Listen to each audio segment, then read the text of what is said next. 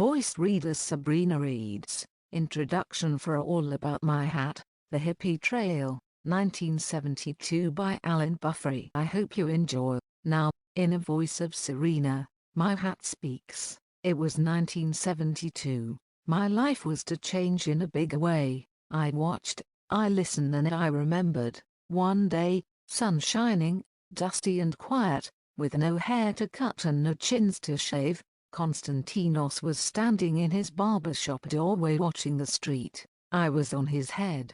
A group of young people was walking towards the outside of the shop, chatting and laughing. 4 males and 1 female. As they approached, I saw that 2 of the males had long hair. I wondered if they would come into the shop to get it cut. 3 of the young men wore hats. Well, I cannot say they were as well made as myself, but there they were. Whilst I had been left hanging there for months, those hats were out seeing the world. Konstantinos shouted something across the road. He was calling over one of the young men. He said to one, "I see you have no hat." The young man said that he did not have one, and suddenly I found myself taken off my head, briefly dusted, and presented to him by Konstantinos. The young man, whom I soon learned was called Al, put me on his head. I saw the world through his eyes, a world I sensed was very different to my life so far, a world of mystery,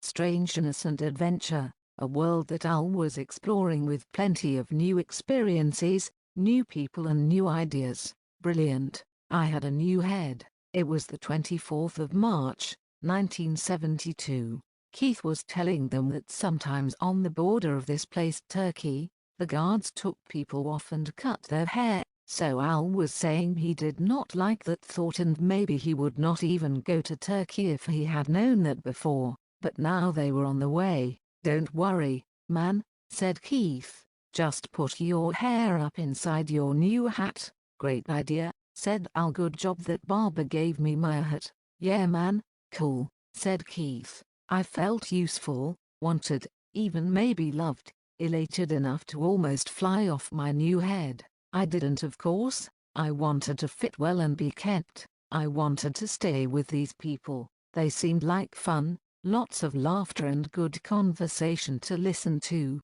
It did not take a day before we arrived at the border, near a place called Ibala, and Al stuffed his hair up inside me with John doing the same with his own hair and hat. Marion, also with long hair, did not have to. Apparently border guards did not object to long hair on females. The guards, however, simply looked at the documents, the passports as they were called, and waved us through. No hat inspections, no hair inspections, no questions, just grins. As soon as we were through, the hair came down again. We headed for Istanbul, which Al said was the gateway to Asia. Apparently some of the city was in Europe, then, across a river, the rest of the city was in Asia. Sounded strange to me, but then I already knew from what I had heard, the world was often